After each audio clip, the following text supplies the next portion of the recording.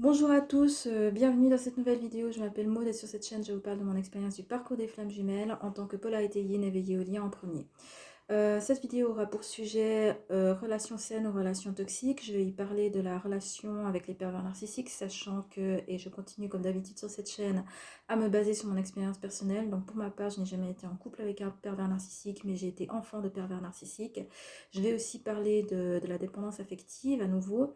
En prenant pour exemple la relation en tant que dépendante affective de ma mère envers ses enfants, donc envers moi et mon frère, ainsi que mon propre exemple, puisque j'ai moi-même été dépendante affective en couple, et je terminerai en parlant de ma vision des relations, de ce qu'est en fait une relation saine. Donc actuellement, alors je vous parle, mes chats sont réveillés, donc il est susceptible à un moment ou à un autre d'y avoir du bruit dans cette vidéo, j'espère pas trop, mais quoi qu'il en soit, c'est un problème, c'est probablement, enfin disons que si ça vous pose problème, c'est probablement que le message ne vous est pas adressé. Aussi, quelque chose que je voulais dire, c'est que je fais cette vidéo en réaction à un commentaire qui m'avait été laissé et qui a ensuite été supprimé par la personne. Donc, au cas où cette personne regarderait cette vidéo, qu'elle sache que je m'excuse d'avoir lu son commentaire quand même et de choisir d'y réagir. Et la raison pour laquelle, en fait, je choisis d'y réagir, c'est parce qu'il y avait, en fait, à l'intérieur une définition du pervers narcissique qui était erronée, étant donné que en fait, si je me souviens bien du commentaire, cette personne disait j'ai connu différents types de pervers narcissiques, certains qui n'avaient pas d'émotion et d'autres qui étaient assoiffés d'amour au point d'en devenir toxique car il réclamait toujours de l'amour. Et en fait, il se trouve que cette définition, c'est pas la définition du pervers narcissique, mais la définition du dépendant affectif. Donc c'est pour ça, c'est la raison pour laquelle en fait j'ai eu envie de parler un peu plus de ces deux types de relations. Bien entendu, c'est pas une vidéo qui s'adresse spécifiquement aux flammes jumelles. Elle pourra intéresser, je suppose, n'importe quelle personne, y compris qui ne soit pas dans un parcours de flammes jumelles. Néanmoins, il semblerait que les flammes jumelles soient souvent dans leur vie et dans leur parcours confrontées à des relations toxiques, ce qui, au fond, est une observation assez cohérente dans le sens où tant que la relation à soi n'est pas assainie, alors la relation avec l'entourage peut assez difficilement l'être. Donc c'est pourquoi j'espère que cette vidéo trouvera écho, même chez les flammes jumelles, même si elle ne parle pas spécifiquement de flammes jumelles. Je ne vais pas non plus parler spécifiquement de la flamme jumelle polarité yin, mais quand je vais décrire mon type de réaction, je suppose que le fait que je suis une polarité yin à l'initiale reste quelque chose qu'il faudra garder à l'esprit parce que probablement pour quelqu'un d'autre, le type de réaction aura pu être, même, même pour quelqu'un, même pour une autre polarité en fait, au fond, pour une autre personne que moi-même, la réaction, bien entendu, ou le ressenti aura pu être un peu différent. Donc, je vais me lancer dans le sujet. Donc, le pervers narcissique, pour ma part, dans mon expérience de vie, c'est un type de personne que j'ai pu côtoyer à travers la relation avec mon père, puisque mon père était un pervers narcissique. Et ce que j'ai pu observer, c'est que c'était quelqu'un en fait qui avait un double visage, donc qui ne montrait pas le même visage à l'extérieur du cercle familial ou à l'intérieur du cercle familial. Du Par rapport à l'extérieur, il fallait qu'il y ait toujours tout qui soit parfait, il ne supportait pas que la moindre imperfection soit montrée. C'est quelqu'un par contre qui était subtilement humiliant en permanence en fait, qui faisait chez ses victimes, donc principalement ma mère, mais aussi ses enfants, c'est-à-dire moi et mon frère, qui se débrouillait en fait pour toujours placer des petits commentaires un peu sournois qui généraient des sentiments de mal-être, des sentiments d'humiliation, de rabaissement, de colère, de frustration. Je suis pas d'accord avec la définition qui consisterait à dire que le pervers narcissique aurait pas d'émotions. De ce que j'ai pu observer, mon père, il avait des émotions. Par contre, il n'avait pas d'empathie, c'est-à-dire que c'était même plutôt le contraire. C'est-à-dire que c'était un peu comme si il se nourrissait en fait de faire du mal aux autres. Il se nourrissait en fait du fait d'humilier ses victimes. Par contre, lui-même ressentait apparemment des émotions, principalement de la colère et de la frustration, quand on ne faisait pas ce qu'il voulait ou quand on lui renvoyait en fait ses quatre vérités. Pour ma part, depuis toute petite, j'ai toujours eu l'impression qu'il y avait un problème dans ma famille et en fait, étant donné que j'avais une mémoire assez phénoménale, je voyais en fait tout ce qu'il y avait comme incohérence chez lui, tout ce qu'il y avait qui n'était pas logique, tout ce qu'il y avait qui n'était pas cohérent dans le sens où il s'octroyait des droits qu'il n'autorisait pas forcément aux autres. Et tout ça, si je les lui faisais remarquer, il le prenait extrêmement mal. J'ai eu un rôle, disons, de mouton noir en fait dans la famille, c'est-à-dire la personne qui se laisse pas forcément faire, mais qui renvoie à l'autre ses quatre vérités et qui en fait, à cause de ça, est rejetée du cercle familial. Donc là encore, il y a eu la blessure de rejet. Par rapport au rôle qu'on peut prendre dans le cercle familial quand on est confronté à une relation de toxicité. Il y a une excellente chaîne YouTube que je peux vous conseiller qui s'appelle L'audace d'être soi, donc qui est consacrée en fait sur les pervers narcissiques et sur les relations avec des pervers narcissiques en couple, mais aussi dans le cercle familial, et qui donne en fait énormément de détails sur comment comprendre cette relation et comment en sortir. Donc c'est une chaîne YouTube que je peux conseiller si jamais vous êtes confronté à l'heure actuelle encore à ce type d'énergie, ou même si vous n'y êtes plus concentré, mais que vous avez plus, même si vous n'y êtes plus concerné, mais que vous avez encore l'envie en fait de comprendre ce type de relation. Mon père, tel que je m'en souviens, c'était aussi quelqu'un qui était extrêmement égoïste, qui était très égocentré, donc sur lui-même. Pour citer une anecdote qu'on m'avait racontée une fois, la personne qui l'a vécu, c'est-à-dire que une fois, il était à table avec une amie à lui et il y avait une pomme posée au milieu de d'eux. Et en fait, il a pris la pomme et il lui a dit à l'autre personne, je t'en donnerai bien une, mais il n'en reste plus qu'une, donc je la mange. Et en fait, pour lui, c'était complètement naturel, cette manière de se comporter, où il y a tout qui devait lui revenir, en fait. Alors que dans ce type de situation que je viens de décrire, il y aurait eu d'autres solutions qui auraient pu être polies et qui auraient pu être adoptées, notamment d'offrir à l'autre personne la pomme ou alors de choisir de la couper en deux. Mais lui, pour lui, c'était naturel que non, ben, je t'en offrirais bien une, mais il n'y en a qu'une. Donc forcément, elle était pour lui. Donc, donc voilà, quelqu'un d'extrêmement égocentrique, quelqu'un qui ne supportait pas que l'imperfection soit vue de l'extérieur, qui voulait tout le temps donner à l'extérieur une image parfaite. Et d'ailleurs, vous faites certain qu'à l'extérieur du cercle familial, la plupart des gens ne se seraient jamais doutés qu'il y avait une systémie qui était malsaine à l'intérieur de notre famille. Il y avait ce sentiment d'humiliation subtil, permanent, et en particulier chez un enfant en fait qui est en pleine construction de sa propre personnalité. Le fait d'être attaqué comme ça en permanence, ça abîme assez considérablement en fait la construction de soi et notamment l'estime de soi. Même si dans mon cas, j'ai toujours vu l'incohérence chez lui et je suis toujours entrée en résistance par rapport à ces incohérences. Donc mon père, c'est quelqu'un avec qui je me suis jamais entendue et quelqu'un avec qui j'ai coupé les ponts de manière définitive quand j'avais 18 ans. Donc avant de connaître la définition du pervers narcissique, mais moi-même j'avais déjà posé cette définition et c'est la raison pour laquelle j'avais choisi en fait de couper les ponts, parce que je pensais en fait qu'il y avait en fait chez mon père quelque chose qui n'était pas sain et qui était de naissance, qui était irrémédiable et qui faisait qu'en fait la relation n'était pas possible parce qu'elle serait toujours en fait toxique et dangereuse quelque part pour moi. Et puis voilà, en fait, plus tard, ça a été 4 5 ans plus tard, je crois, que je suis tombée sur la définition du pervers narcissique et j'ai reconnu en fait le portrait de mon père et que j'ai pu à partir de là étudier les pervers narcissiques pour comprendre plus en détail en fait la systémie du cercle familial et comprendre pourquoi c'était dysfonctionnel. Donc, le pervers narcissique exerce une situation d'emprise sur sa victime ou sur ses victimes. C'est aussi comme ça qu'on reconnaît ce type de relation et c'est extrêmement difficile d'en sortir.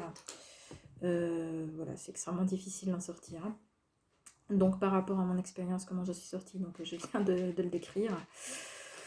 Le pervers narcissique, par contre, n'est pas le seul type de relation toxique qui existe. Et je sais que l'étiquette en fait pervers narcissique, elle est très à la mode depuis quelques années. Et chaque fois qu'une relation tourne pas rond, on a tendance à traiter le partenaire de pervers narcissique. Mais le trouble de la personnalité narcissique, ça reste un trouble qui, dans le DSM, est décrit de façon assez détaillée. Il n'y a pas tout le monde qui rentre dans cette définition. Et souvent, quand une relation, ça arrive parfois, que quand une relation avec une autre personne ne soit pas saine, que cette autre personne ne soit pas forcément un pervers narcissique, mais que ça puisse être aussi une relation toxique, mais avec quelqu'un qui n'est pas forcément un pervers narcissique. Voilà. Et sur ce, je vais en fait aborder le deuxième type de profil dont j'avais envie de parler dans cette vidéo, qui est le dépendant affectif. Donc le dépendant affectif, j'en ai déjà parlé assez longuement dans mon avant-dernière vidéo qui était sur la dépendance affective chez le profil Yin, où j'ai parlé en fait de ma propre dépendance affective et des différents visages en fait que cette dépendance affective avait pu prendre au fil de ma vie. Là, bon, je vais pas revenir, je vais pas répéter en fait tout ce que j'ai déjà dit, je vais plutôt approfondir le sujet en parlant de la façon dont ma mère a été elle-même dépendante affective. Donc ma mère a probablement grandi en fait avec des pervers narcissiques, donc je soupçonne en fait que la mère de ma mère était également un pervers narcissique, ce qui expliquerait en fait comment ma mère a pu rester en couple avec mon père pendant quand même 25 ans, étant donné que c'était un schéma relationnel auquel elle était habituée.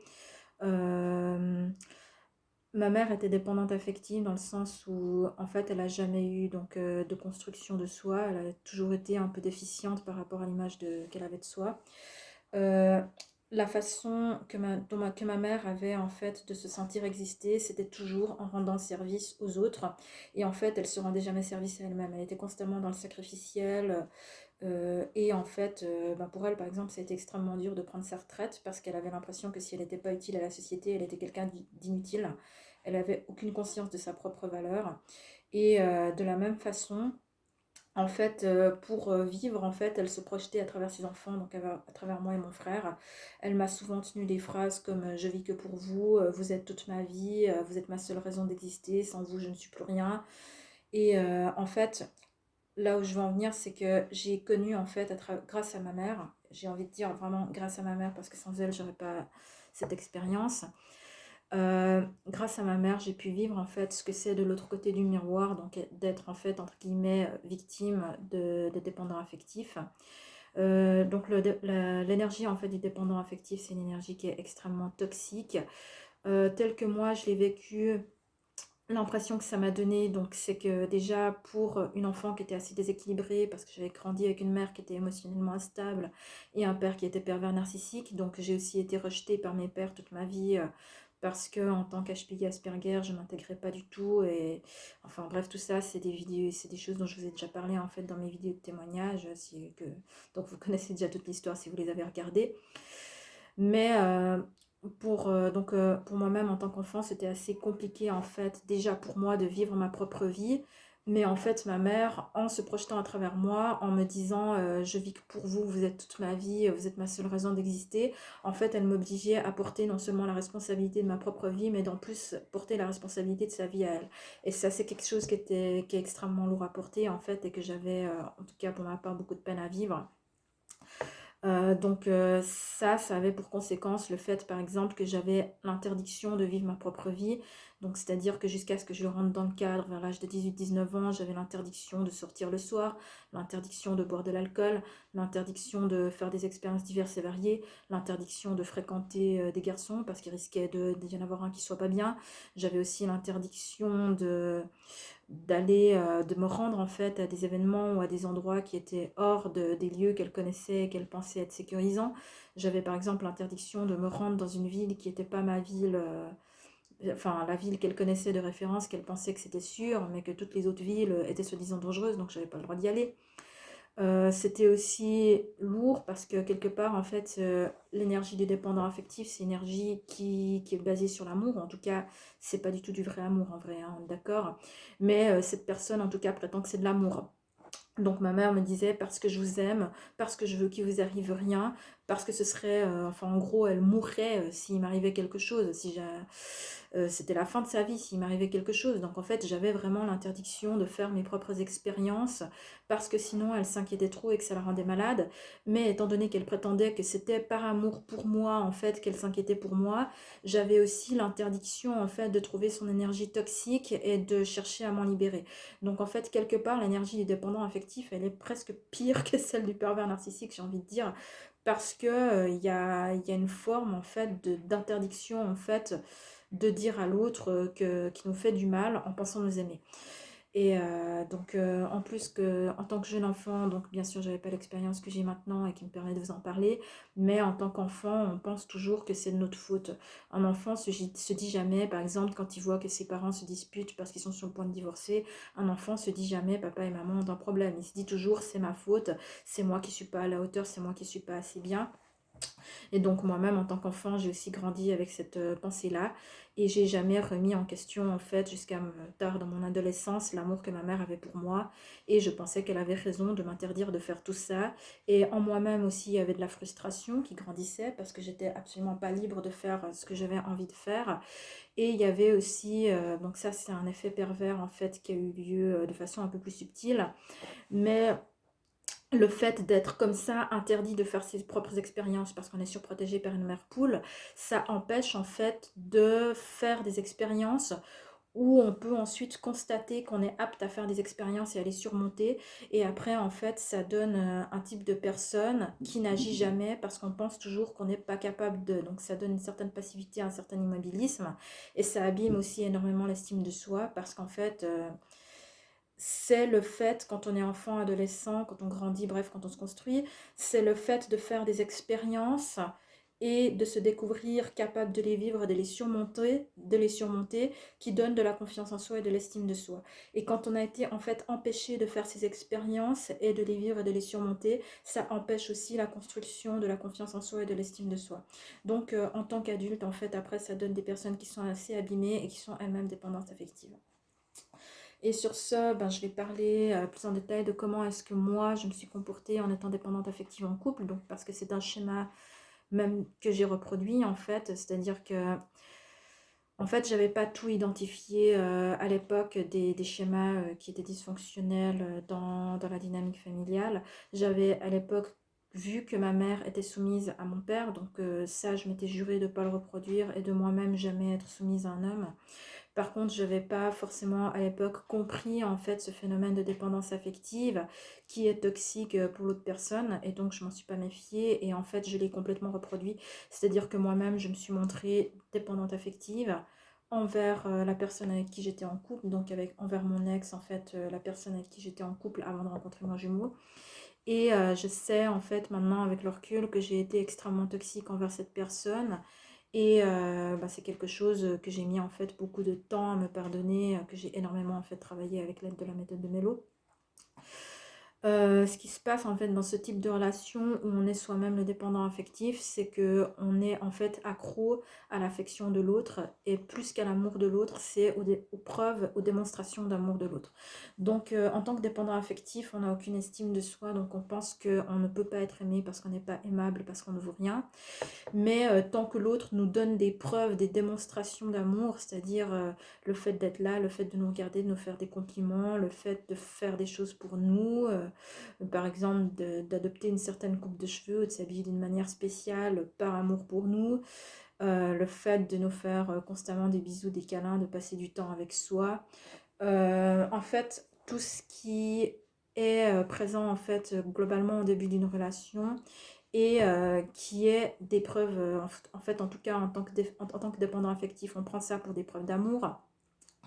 Et donc personnellement je confondais en tout cas les preuves d'amour avec l'amour lui-même et j'avais pas du tout conscience que si ces preuves d'amour n'étaient plus forcément visibles, l'amour pouvait continuer à subsister en fait et dès que j'avais plus ces preuves d'amour en fait je paniquais parce que étant donné que je pensais pas que j'étais aimable, le fait de plus avoir de preuves d'amour pour moi ça voulait dire je ne suis plus aimée, donc je suis rejetée et donc tout de suite ça me faisait partir en live dans ma tête et je partais dans des crises émotionnelles absolument épouvantables.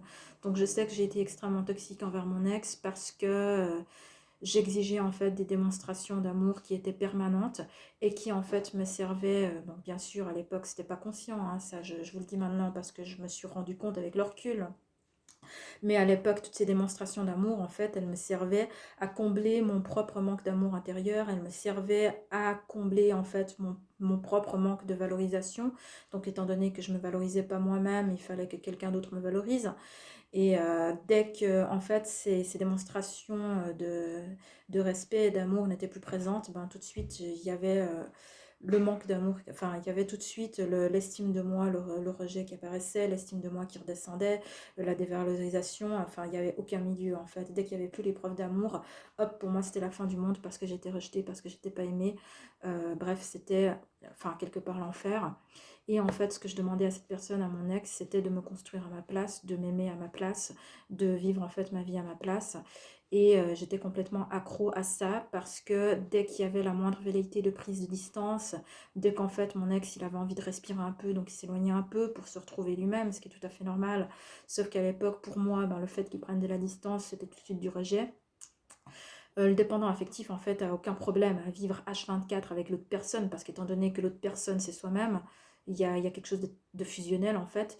Et du coup, ben, être collé à soi, être collé à l'autre tout le temps, en fait, c'est normal pour le dépendant affectif, mais c'est pas du tout normal pour la personne qui est victime du dépendant affectif et qui a besoin de respirer et de se retrouver elle-même, ce qui est un besoin qui est normal, en fait, chez une personne qui a une construction saine de sa personnalité. Et donc, en tant que dépendant affectif, en fait, on vampirise l'autre personne, on la prive de son énergie, on l'empêche en fait de se retrouver elle-même, on l'empêche de respirer, on l'empêche de... Et moi, je sais que j'ai été comme ça, extrêmement demandeuse. Le problème, c'est que le manque en fait que ressent le dépendant affectif est absolument impossible à combler. Et que en fait, il y a un phénomène d'addiction après qui se met en place, c'est-à-dire que on demande en fait de plus en plus de preuves d'amour. Euh, donc on est accro en fait aux démonstrations d'amour de l'autre, mais en fait plus le temps passe et plus ces démonstrations d'amour en fait elles ont besoin d'être fortes et encore plus fortes et encore plus présentes parce que ça agit en fait comme une drogue et que comme toutes les drogues en fait les doses plus le temps y passe et plus les doses elles ont besoin d'être augmentées et quand on n'a plus la dose en fait ça devient une sensation de manque absolument épouvantable. Et moi, je sais que ça a pu me mettre dans des situations de crise émotionnelle qui étaient absolument indicibles et qui étaient absolument, probablement invivables pour mon ex. Et, euh, et tout ça, en fait, c'était une situation qui, au fond, a été terrible pour moi et terrible pour lui. Et je pense que je nous ai fait, en fait, beaucoup de mal à tous les deux parce que j'étais pas construite en moi. Donc, bien sûr, ça, c'est quelque chose que j'ai mis beaucoup de temps à me pardonner, que j'ai mis beaucoup de temps à comprendre aussi parce que c'est extrêmement difficile en fait de se rendre compte qu'on a pu être toxique pour quelqu'un d'autre et après ben, il y a tout ce qui vient avec en termes de culpabilité, en termes de coup d'attaque à l'ego en fait, de se dire mais comment est-ce que j'ai pu être comme ça et tout et tout. Donc après c'est quelque chose qui est compliqué aussi à se pardonner et après mais c'est nécessaire à faire, hein. C'est nécessaire d'identifier en fait le schéma malsain, d'identifier que soi-même on a pu être malsain et en fait d'ensuite faire en fait l'étape de se pardonner et de pardonner à l'autre. Donc en tout cas, enfin, la relation avec un dépendant affectif en fait est impossible à maintenir à long terme parce que c'est en fait un schéma enfin, comme ça agit comme une drogue, en fait, la demande elle est de plus en plus forte, de plus en plus forte, de plus en plus forte.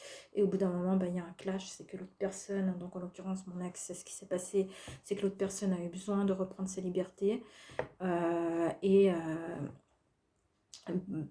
qu'à un moment donné, probablement, c'était même devenu une espèce de besoin vital, en fait. Et ben, à ce moment-là, ben, il y a rupture. Et ce qui arrive souvent aux dépendants affectifs, et c'est ce qui m'est arrivé, c'est que c'est en fait l'intensité du mal-être qu'on ressent à ce moment-là. Donc pour ma part, ça a provoqué nuit noire de l'âme. C'est l'intensité du mal-être en fait qu'on ressent à ce moment-là qui permet de conscientiser le fait qu'en fait dans notre systémie cognitive et comportementale, il y a un vrai problème, que c'est pas que l'autre le problème, mais que c'est aussi soi-même le problème et qu'il y a quelque chose à identifier, à corriger et à réparer et probablement aussi à reconstruire. Donc voilà comment pour ma part en fait je me suis comportée en tant que dépendante affective. Ce que je peux dire de mon propre comportement et de ce que j'ai vécu en étant de l'autre côté de la balance vis-à-vis de ma mère, c'est que l'énergie en fait du dépendant affectif, c'est une énergie qui est extrêmement toxique et qui est tout aussi toxique, voire peut-être plus toxique en fait que l'énergie avec un pervers narcissique. Ensuite, donc ça, c'est les deux types de relations toxiques dont j'ai le plus d'expérience. Mais des types de relations toxiques, donc il en existe plein d'autres. Je les connais pas toutes parce que j'ai pas forcément étudié les autres, étant donné que j'en ai pas forcément eu besoin en fait dans mon parcours personnel. Mais je dirais qu'une relation toxique est toxique à partir du moment où on se sent mal en côtoyant l'autre personne ou après l'avoir côtoyé, se sentir mal pouvant être, se sentir frustré, en colère, agressé, humilié, dévalorisé, ou tout simplement se sentir épuisé car vidé de son énergie. Euh, et une relation est toxique quand on se sent obligé de l'entretenir. Donc, c'est en fait, après, ce qu'il faut savoir aussi, et j'insiste vraiment sur ça, c'est qu'une relation, c'est toujours au minimum deux personnes, et que quand une relation malsaine s'installe, c'est toujours en fait la responsabilité des deux personnes, parce que pour qu'une relation toxique s'installe, en fait, il faut que les deux parties acceptent que la relation s'installe, en fait, que la relation se construise. Donc, dans mon cas, donc on va dire qu'avec la relation avec ma mère, bon, j'ai pas forcément eu le choix. Il y a un moment donné, en fait, comment est-ce que j'ai mis un terme d'ailleurs avec la relation toxique avec ma mère? Ben, ça a été parce que à un moment donné, en fait, j'ai pris de la distance et je l'ai envoyé péter, en fait, probablement d'une manière qui était absolument pas douce. Mais étant donné que ça reste ma mère, je sais qu'elle l'a très mal vécu et bon, ça reste ma mère, donc on est resté en contact, on est resté en assez bon contact, mais ensuite assez rapidement, donc l'âge venant, sa santé a commencé à décliner, il y a une grande surdité qui est venue, ce qui fait que malheureusement notre relation sera probablement jamais assainie et qu'elle-même sera probablement jamais reconstruite dans sa dépendance affective. Donc sur ce, comme j'ai fait une longue parenthèse, je sais plus où j'en étais. Donc la relation toxique, oui, alors une relation est toxique quand on se sent obligé de l'entretenir et quand on se sent mal après avoir côtoyé ou en côtoyé l'autre personne. Une relation, c'est toujours deux personnes, donc c'est toujours les deux personnes en fait qui acceptent les deux à égalité la responsabilité de la relation quand la relation toxique s'installe. Donc oui, c'est ça que je disais, c'est qu'avec ma mère, j'ai pas forcément eu le choix, mais à un moment donné, j'ai eu le choix en fait de mettre un terme à cette relation et avec mon ex, donc avec lui, la personne envers qui j'ai moi-même été toxique. Disons que lui-même a aussi été responsable en fait d'avoir accepté une relation toxique avec une dépendante affective au début de notre relation et avec le temps d'avoir continué à accepter cette relation, bah, probablement parce qu'il n'a pas eu la force en fait d'y mettre un terme plus tôt. Ce que maintenant avec le recul je peux comprendre, mais que croyez-le, j'ai eu beaucoup de peine à accepter sur le moment. Une relation est toxique dès lors qu'il y a une situation de l'une ou de l'autre personne où l'une ou l'autre personne en fait est en position sacrificielle, donc en position de sauveur dans le triangle de Karpman principalement. Donc sachant qu'être sauveur dans le triangle de Karpman, c'est être dans une position où où on est mal soi-même, mais où l'autre peut être bien. Ou alors c'est aussi possible d'avoir deux sauveurs en fait dans le triangle de Karpman, où chacun veut sauver l'autre, mais où chacun a une perception un peu déformée de la situation en fait. Une relation en fait est malsaine, donc sans forcément qu'elle soit toxique, une relation peut tout simplement ne pas être saine. Une relation n'est pas saine à partir du moment en fait où l'une ou l'autre personne ne se sent pas en droit d'être dans son authenticité, donc en droit d'être elle-même, donc de dire ce qu'elle pense, de dire même ce qu'elle pense d'une manière bienveillante. À partir du moment en fait où l'une ou l'autre personne se sent obligée de toucher à son intégrité en fait pour rester dans la relation, c'est que la relation elle est pas saine. Et du coup, qu'est-ce que c'est une relation saine? C'est une relation où il y a tout ça. C'est une relation en fait, selon moi, en fait, ça c'est vraiment ma propre vision, donc là c'est le mot qui parle. Une relation saine, pour moi, c'est une relation où les deux personnes ont le droit de se sentir authentiques, ont le droit d'être authentiques. C'est une relation où les deux personnes ont le droit d'être elles-mêmes, d'être honnêtes, de dire ce qu'elles pensent, de le dire dans la bienveillance. Mais même si, par exemple, ça ne correspond pas aux valeurs de l'autre, d'avoir le droit de le dire sans que tout de suite ça parte en cacahuète dans le triangle de Karpman. C'est une relation où il y a de la sécurité, une relation où il y a une certaine forme de liberté. Par exemple, si l'un des deux décide tout d'un coup de partir parce qu'il ne se sent pas bien, l'autre respecte. Et puis après, il y a éventuellement un petit rabibochage qui peut se faire. Mais c'est une relation, bref, qui est authentique, une relation où il y a du respect, une relation où il y a de la liberté. Et surtout, surtout, surtout, c'est une relation où il n'y a pas de peur. Où il n'y a pas, par exemple, la peur de froisser l'autre parce qu'on émet une opinion. Une relation où on n'a pas peur de froisser l'autre parce qu'on choisit de partir à ce moment-là. Une relation aussi où on n'a pas peur comment dire, d'être attaqué parce qu'on choisit d'émettre une opinion qui est contraire à celle de l'autre personne. Donc c'est une relation en fait qui est dénuée de peur, une relation dans laquelle on garde son authenticité et son intégrité. C'est une relation en fait qui est honnête et où chaque personne en fait se sent bien, même s'il peut potentiellement y avoir des désaccords, mais du moment que les deux parties, ou une au moins, refusent en fait d'entrer dans le jeu du triangle de Cartman, à ce moment-là, il y a beaucoup plus de chances en fait que la relation, en tout cas que la discussion reste saine. Ce que j'aurais envie de dire aussi, c'est que c'est compliqué en fait de se libérer complètement des relations toxiques tant qu'on n'est pas reconstruit à l'intérieur de soi. C'est-à-dire que déjà à l'intérieur de soi, si la relation de soi-même avec soi elle n'est pas saine, ça va être compliqué d'avoir les relations saines avec l'entourage. Donc toujours, et ça c'est le cas dans le parcours des flammes jumelles, mais c'est le cas dans la vraie vie, enfin ailleurs aussi, donc même si on n'est pas flamme jumelle, la relation saine avec les autres, elle commence toujours par une relation saine avec soi, et en fait c'est pour cette raison que c'est tellement important en fait de toujours revenir dans son intériorité, et donc déjà de reconstruire, de guérir toutes les parts en soi qui ont pu être abîmées, blessées, ou qui n'ont pas pu être reconstruites, et de faire la paix avec soi-même, et une fois qu'on est bien avec soi, c'est à ce moment-là en fait que ça devient possible d'entretenir des relations saines avec les autres. Parce que pour ma part, en fait, tel que je suis maintenant, je sais que si quelqu'un essaye d'entrer en discussion, en relation saine, en discussion ou en relation toxique avec moi, je vais y mettre un terme immédiatement en refusant d'entrer dans le triangle de Karpman ou en m'éloignant en fait en coupant court.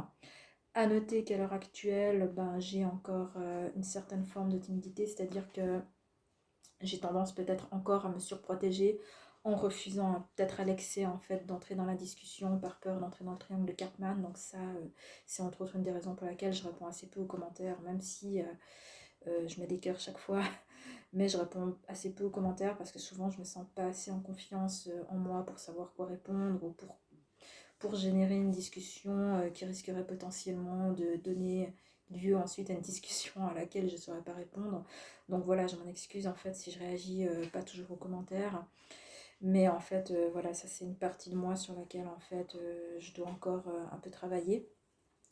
Pour rehausser encore ma confiance en moi. Donc je l'ai déjà dit plusieurs fois que j'étais pas à 100% en complétude. Je pense peut-être être à 70 ou à 80%, mais je suis pas encore complètement en complétude. Et puis voilà, donc sur ce, donc je remercie en fait vraiment beaucoup toutes les personnes qui regardent mes vidéos. Je vous remercie si vous êtes arrivés jusque là et je vous remercie en fait de me mettre des commentaires. Sachez que ça arrive assez régulièrement, que j'ai des messages qui arrivent à travers les commentaires. Donc ça a été le cas encore cette fois-ci avec ce commentaire où là j'ai reçu le message que je devais faire une vidéo qui parlait des relations toxiques. N'hésitez pas à continuer à m'en mettre parce que c'est vrai que ça contribue en fait, j'ai déjà pu l'observer à 2-3 reprises dans le passé, mais ça contribue à générer des messages qui font qu'après je me rends compte que je dois faire une vidéo sur ça. Et sur ce, je vous souhaite une bonne fin de journée, je vous remercie de m'avoir écouté, à bientôt dans une nouvelle vidéo, bonne chance sur votre parcours et surtout, prenez soin de vous.